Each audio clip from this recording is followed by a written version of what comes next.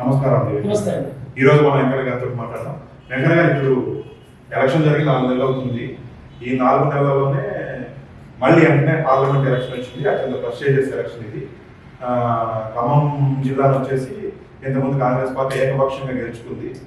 దాంట్లో మీ యాక్టివిటీస్ కూడా బాగా ఉపయోగపడ్డాయి. మీ యూట్యూబ్ ఛానల్ ద్వారా మీరు చేసినటువంటి అత్యంత ధైర్యంగా చేసినటువంటి ధైర్య సాహసాలకి మా ఐటీవీ తరఫున మీకు కృతజ్ఞతలు కూడా చెప్తున్నాము. ఇలాంటి ఒక ధైర్య సాహసాలు ఉన్న మనిషిని ఈరోజు మేము మా యూట్యూబ్ ద్వారా ఇంటర్వ్యూ చేసే అవకాశం కల్పించినందుకు మీకు మా తరఫున ముందు కృతజ్ఞతలు చెప్తున్నాము. సార్ ఇప్పుడు వచ్చేసి ఇక్కడ ఖమ్మం పార్లమెంట్ వచ్చేసి కాంగ్రెస్ పార్టీ బాగా హోప్స్ పెట్టుకుంది.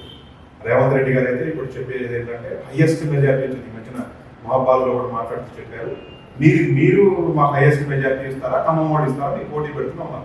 నిజంగా వస్తుందా ఖమ్మం? అంటే కాంగ్రెస్ కి ఖచ్చితంగా గెలిచే సీట్ ఇది, కానీ హైయెస్ట్ మెజారిటీ అనేది అంత ఈజీ కాదు.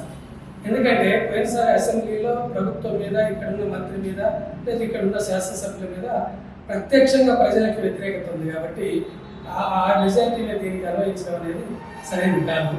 కానీ కాంగ్రెస్ మాత్రం ఖచ్చితంగా గెలుస్తుందని చెప్పవచ్చు. సార్ ఇప్పుడు అంటే స్థానికేతరుడైనటువంటి స్థానికేతరుడు అంటే ఆయన ఇక్కడే కుసుమంచి మండలం చేరుమ్మ, అంటే నేను కూడా ఖమ్మం వాసిని, ఇక్కడ జర్నలిస్ట్ పనిచేశాను కాబట్టి నాకు కూడా తెలుసు. కానీ వాళ్ళ రాజకీయాలు అయితే, వాళ్ళ వ్యాపారాలు అయితే వాళ్ళంతా వరంగల్ బేసిక్స్ యాక్టివిటీ చేసిన వాళ్ళు. రఘురామరెడ్డి గారు సరే ఆయన కూడా ఇప్పుడు వివాద రైతులు కాబట్టి మనం ఆయన అంటానికి లేదు. కాకపోతే ఇప్పుడు ఇక్కడ బీఆర్ఎస్ సంబంధించి అంటే మన ఖమ్మం జిల్లాలో అంటే చౌదరీస్ ఖమ్మ అత్యంత స్ట్రాంగ్ కమ్యూనిటీ, మీకు తెలియదు కాదు. ఇక్కడ ఇప్పుడు రఘురామరెడ్డిని తీసుకొచ్చి పెట్టారు. ఆయన గారు వచ్చేసి పొంగులేటి శ్రీనివాసరెడ్డికి వియ్యంకుడు, పొంగులేటి శ్రీనివాసరెడ్డి వచ్చేసి జగన్మోహన్ రెడ్డి మనిషి. కాబట్టి చౌదరీస్ సంబంధించిన మేము మాకు ఇవ్వకుండా అంటే ఖమ్మం ఎంపీసీ అంటే చౌదరీస్ అనుకుంటారు. అవేసి ఇప్పటిదాకా ఎక్కువ ఇచ్చింది వాళ్ళకే, గెలిచింది వాళ్ళే. ఈ క్రమంలో ఉన్నటువంటి వాళ్ళకు ఉన్నటువంటి కోపంలో వాళ్ళు ఇప్పుడు ఒక వాట్సాప్ ఫార్వర్డింగ్ వస్తుంది. దీన్ని అడుగుతాను, మీరేంటో చెప్పండి నాకు. ఇప్పుడు నాకు ఒక మిత్రుడు పంపించాడు. తను ఏంటంటే ఖమ్మం పార్లమెంట్ 7 నియోజకవర్గాల్లో మన ఖమ్మం వారి ఓట్లు నియోజకవర్గాల వారిగా ఇలా ఉన్నాయి. ఖమ్మం 54,000, పాలేరు 28,000, మధుర 32,000, వైరా 24,000, సత్తుపల్లి 35,000, కొత్తగూడెం 30,000, అశ్వరావుపేట 10,000, టోటల్ 2,13,000. సార్ నిజంగా ఇన్ని ఖమ్మం ఓట్లు ఉంటాయి సార్? ఓట్లు కరెక్ట్, ఆ లెక్క దాదాపు కరెక్ట్. ఎందుకంటే ఖమ్మం హెడ్ క్వార్టర్లో వివిధ ప్రాంతాల నుంచి వచ్చిన, భద్రాచలం ఏరియా నుంచి వచ్చిన చౌదరీస్ ఇక్కడ నిలయంగా ఉన్నారు. ఆ ఓట్లు కరెక్ట్. కానీ చౌదరీస్ సెంటిమెంట్ తోటే అన్ని ఓట్లు వేస్తారని అనలేమో, ఆ ప్రభావం ఉంటుంది. ముఖ్యంగా మీరు చెప్పిన దాంట్లో అనుకూలత ఏంటంటే అన్ని రాజకీయ పార్టీలు, దాదాపు అన్ని రాజకీయ పార్టీల నాయకత్వం ఖమ్మవారి చేతుల్లోనే ఉంది. అయితే ఈ క్రమంలో మీరన్నట్టుగా నాన్ లోకల్ అని రఘురామరెడ్డి గారిని అనలేదు. ఆ విషయానికే వస్తే అదే వరంగల్ జిల్లా, పూర్వపు వరంగల్ జిల్లాలోనే నామాగారు ఉన్నారు, బలపాల. మంచి విషయం చెప్పారు. బలపాల ఇద్దరు వ్యాపార రీత్యా ఉన్నవాళ్ళే, ఇద్దరికి వ్యాపారం ఉంది. రెండోది ఇద్దరు సౌమ్యులు, ప్రజల అహంకారం ప్రదర్శించిన సందర్భం కానీ వాళ్ళ వృత్తిరీత్యా దుర్మార్గాలు చేసిన వాళ్ళు కానీ లేదు. రెండోది ఇద్దరికి ఖమ్మంలో ఇల్లు ఉంది. కాబట్టి స్థానికేతర అంటే సార్ ఖమ్మంలో ఇల్లు అంటే ఈ మధ్యన తాండా వినోదరావు గారు కూడా ఖమ్మం వచ్చి పోటీ చేస్తారు బీజేపీ తరఫున. ఆయన గారు కూడా ఇక్కడ ఇల్లు కొన్నారు. ఇల్లు కొన్న ఆయన కూడా మాది ఖమ్మం క్లెయిమ్ చేస్తారు. అంటే వెంకన్న గారు డబ్బు నుండి ఇల్లు కొన్న ప్రతి ఒక్కరు మాది ఖమ్మమే క్లెయిమ్ చేస్తే రేపు మనం కూడా మన దగ్గర డబ్బులు పోయి రాజమండ్రిలో, వైజాగ్లో ఇల్లు కొన్నాం. కొన్నంత మాత్రాన స్థానికుడు అనే దాన్ని అర్థం చెప్పినట్టు. అయితే ఈ మాటను కూడా పరిగణలోకి తీసుకోవాల్సింది. అంటే కేవలం రాజకీయాల్లో వచ్చినప్పుడు మాత్రమే ఇక్కడికి వచ్చి ఇల్లు ఉన్నంత మాత్రమే కాకుండా జనరల్గా వ్యాపారం ఇచ్చానే ఇద్దరు కూడా రాజకీయాల్లోకి రాకముందు నుంచే రఘురామరెడ్డి గారి వాళ్ళకి ఇక్కడ సినిమా థియేటర్ ఉంది, రాఘవ థియేటర్ ఉంది, శ్రీనివాస థియేటర్ ఉంది. ముఖ్యంగా అంతకంటే ఇంకా చెప్పాల్సి వస్తే నామా నాగేశ్వరరావు గారి కంటే ఎక్కువ కూసుమంచి మండలం చేగమ్మలో వాళ్ళ పూర్వంలోనే 2 అంతస్తుల బిల్డింగ్, పూర్వకాలంలో కట్టిన మనం సినిమాలో చూస్తామే అటువంటి బిల్డింగ్ 2 ఎకరాల స్థలం ఉంది. అది మొత్తాన్ని అక్కడ ఉన్న రాజేష్ వాళ్ళ ఊరే ఉచితంగానే ఇచ్చాడు దీనికి. రెండోది తెలంగాణ అనేసరికి భూస్వాములు, వాళ్ళ దౌర్జన్యాలు, వాళ్ళ దుర్మార్గాలకు వ్యతిరేకంగా పోరాడిన చరిత్ర తెలంగాణకి ఉన్నప్పటికీ ఈ కుటుంబం అట్లా దుర్మార్గం చేసిన సందర్భం అది లేదు. కాబట్టి ఇది సానుకూల. రఘురామరెడ్డి గారు కానీ సురేందర్ రెడ్డి గారు కానీ అన్యాయం చేసినందుకు మాకు లేదు. అంటే ఈ కొన్ని ఉచితంగా ఇచ్చారు, కొన్ని భూములు 1000 ఎకరాలు ఉన్నా కూడా తక్కువ రేట్లకు ఇచ్చారు. ఇప్పటికీ వాళ్ళతో ఆ భూముల సంతకాలు పెట్టాల్సి వస్తే కూడా ఎటువంటి డిమాండ్ లేకుండా చేస్తున్నారు. కాబట్టి అందులో ఉన్న అయితే సౌకర్యం మంచిని ఒప్పుకోవాలి. అయితే ఇప్పుడు పాయింట్ ఏంటంటే వెంకన్న గారు నేను అడిగేది ఏంటంటే ఖమ్మం జిల్లాలో ఖమ్మం ఓట్లు ఇన్ని ఉండగా పొంగులేటి శ్రీనివాస్ రెడ్డి వియ్యంకుడుగా ముద్రపడి వచ్చినటువంటి రఘురామరెడ్డి గారు ఇక్కడ అనవసరంగా ఇప్పుడు ఏమన్నా ప్రయోగం చేస్తున్నారా? ఇక్కడ రాజకీయంగా ఆయన గారికి టికెట్ ఇచ్చి కాంగ్రెస్ పార్టీ కానీ రేవంత్ రెడ్డి కానీ ఏమైనా ఎందుకంటే ఇవాళ కాంగ్రెస్ పార్టీ పరిస్థితి కూడా దేశంలో అత్యంత గడ్డు పరిస్థితిని ఎదుర్కొంటున్నారు. అది అంటే కేక్ వాక్ లాంటి సీట్లో విఫల ప్రయోగం అమలు చేశారు. ఎందుకంటే వాట్సాప్ లో చాలా దారుణంగా సర్క్యులేట్ అవుతుంది. ఈ చర్చ ప్రధానంగా ఉంది. మీరన్నట్టుగా పోయిన అసెంబ్లీ ఎన్నికల్లో కేవలం పువ్వాడ అజయ్ కుమార్ అవినీతి అక్రమాలు లేదు కేసీఆర్ ప్రభుత్వ దౌర్జన్యాలు ఇవి మాత్రమే చర్చ కానీ ఇక్కడ ఖమ్మం అసెంబ్లీ వరకు ఖమ్మం వర్సెస్ రెడ్డి అనేది వస్తుంది. ఇక్కడ కూడా ఇంకా లోతుగా అంటే వాడు ప్రచారం చేసుకుంటే ఏమైందో చెప్పలేదు కానీ ఆ విషయానికి వస్తే రఘురామరెడ్డి గారి కుటుంబంలో డి రామానాయుడు నిర్మాత సినీ నిర్మాతల్లో మంచి పేరున్నాయి. వెంకటేష్ వాళ్ళ కూతుర్ని ఆ కుటుంబానికి ఇచ్చారు. దాన్ని కూడా మనం పరిగణలో తీసుకున్నాం. అందుకని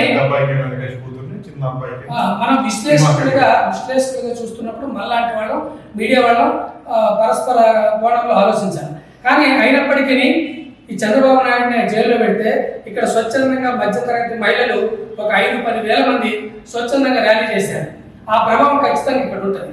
కానీ అయినప్పటికీ ఇంకోటి ఏంటంటే తుమ్మల నాగేశ్వరరావు గారు హెడ్ క్వార్టర్లో గెలిచి ఆయన భుజాలు వేసుకుంటున్నారు. కాబట్టి ఆ వ్యతిరేకతను మొత్తం తీసేయలేకపోయినా కూడా కొంత సానుకూలత వస్తుంది. అంటే ఇక్కడ ఇంకో ప్రచారం నడుస్తుంది. తుమ్మల నాగేశ్వరరావు గారు వాళ్ళ కొడుకు ఇప్పిద్దామని చెప్పేసి ప్రయత్నం చేశారు. వాళ్ళ కొడుకు సీట్ అడిగితే ఇవన్నీ పార్టీ కోసం ఆయన ఎలక్షన్ లో చేసుకున్నట్టు పొంగులేటి శ్రీనివాస్ రెడ్డి గారి వియ్యంకుడు కోసం పనిచేస్తారు.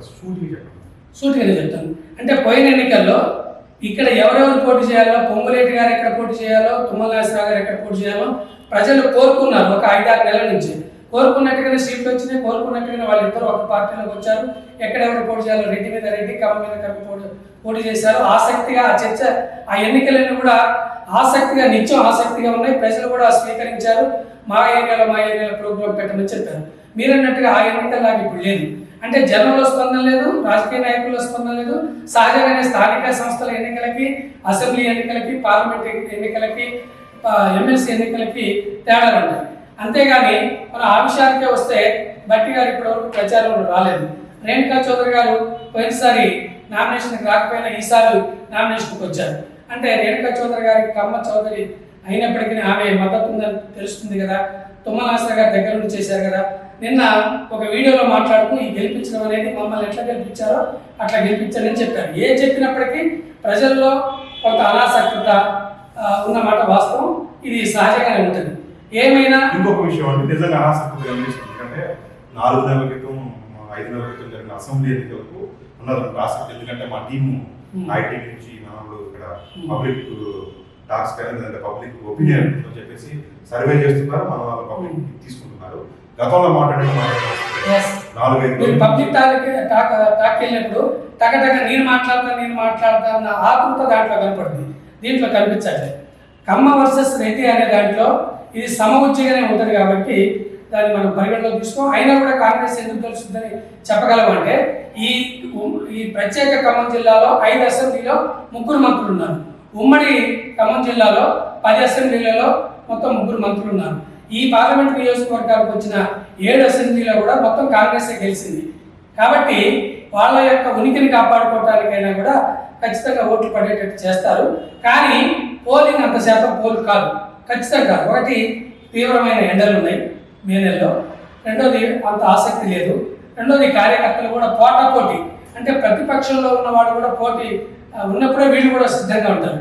టీఆర్ఎస్ సంబంధించిన కార్యకర్త ఎవరు కూడా భుజాన్ని వేసుకొని చేసే పరిస్థితి లేదు.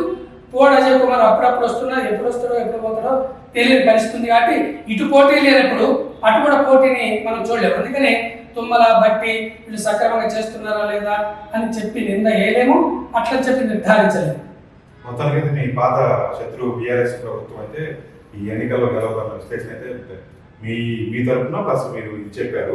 కానీ వాట్సాప్లో సర్వే పెడుతుంది వెంకన్న గారు. ఇంకోటి చెప్తాం. మా ఖమ్మం మొత్తం ఖమ్మం పార్లమెంట్ ఓట్లు 16,31,000. దీనిలో 90% పోలింగ్ అయితే 14,67,000 ఓట్లు పోతుంది. అంటే ఏ రకమైన మెసేజెస్ ఫార్వర్డ్ అవుతున్నాయో, అంటే చౌదరీస్ కమ్యూనిటీస్ నుంచి వస్తున్నాయో మీకు చెప్పడం కోసం ఉదాహరణకు. ఇంకోటి బీజేపీ పార్టీకి ఇండిపెండెంట్ అందరికి కలిపి 1,50,000 ఓట్లు తీసేద్దాము, వాళ్ళకి పోగా మిగిలిన ఓట్లు 13,17,000 ఓట్లు, రెండు భాగాలు చేస్తే 6,55,000 ఓట్లు పోలు కావాలి. మన కమ్మ వాళ్ళందరూ ఓట్లు 2 లక్షల పైచిల్పు ఓట్లు ఉన్నాయి. మనమందరం పార్టీలకు అతీతంగా నామా నాగేశ్వర గారికి కమ్మ కుల పరంగా ఓట్లు వేస్తే 100% గెలిచే అవకాశం ఉంది. అయితే అది కొంత ఆసక్తి ఉన్న వాళ్ళకి తెలిసే విషయమే. కానీ నామా నాగేశ్వరరావు గారి మీద అంత ఇంట్రెస్ట్ లేదు. ఎందుకంటే ఆయన చెడ్డవాడు కాదు, స్వామ్యుడు, దురంకారి కాదు. కానీ గత అసెంబ్లీ ఎన్నికల్లో 2018 అసెంబ్లీ ఎన్నికల్లో ఇదే పువ్వాడ అజయ్ కుమార్ మీద పోటీ చేసి ప్రజల్ని నిర్వీర్యం చేశారు 4-5 రోజుల ముందు. దాంతో ఆయన మీద అంతకుముందు ఉన్న మంచి కంటే చెడు వచ్చింది. రెండోది, ఆయన పార్లమెంటేరియన్ నాయకుడిగా బీఆర్ఎస్ తరఫున ఉన్నప్పటికీ ఇక్కడ మంత్రి అవ్వాలి నడిచింది తప్ప ఆయన నమ్ముకున్న వాళ్ళు ఎవరు పైకి రాలేదు, ఉపయోగించుకోలేదు.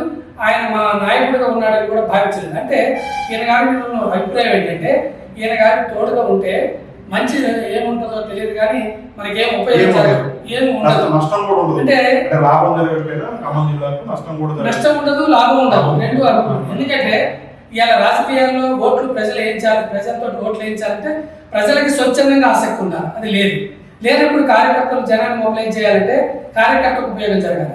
ఇక్కడ ఏంటంటే వచ్చేసరికి ఒకవేళ నామకాసం కృషి చేసినా గెలిచే పరిస్థితి లేదనేది కార్యకర్తలకు తెలుసు. అంటే అంత మెజార్టీ కాకపోయినా కొద్ది మెజార్టీ తోటి కాంగ్రెస్ గెలుస్తుంది. అందుకనే నేను ఒక వాట్సాప్ పెట్టాను, 1,00,000 మెజార్టీ తోటి గెలుస్తున్నాను. 2,66,000 మెజార్టీ గత ఎన్నికల బట్టి కాంగ్రెస్ రావాలి. దాంతో పాటు సిపిఎంకి పోయినసారి అసెంబ్లీ పార్లమెంట్ ఎన్నికల్లో వికెట్ పోటీ చేస్తే ఉభయ కమ్యూనిస్ట్ పార్టీలో 63,000 వచ్చింది. 63,000 ఓట్లు ఈ 2,65,000 మొత్తం 3,30,30,000 మెజార్టీ రావాలి. కానీ రాదు, సగమే మెజార్టీ వస్తుంది అనేది. అందుకని నేను చెప్పగలను.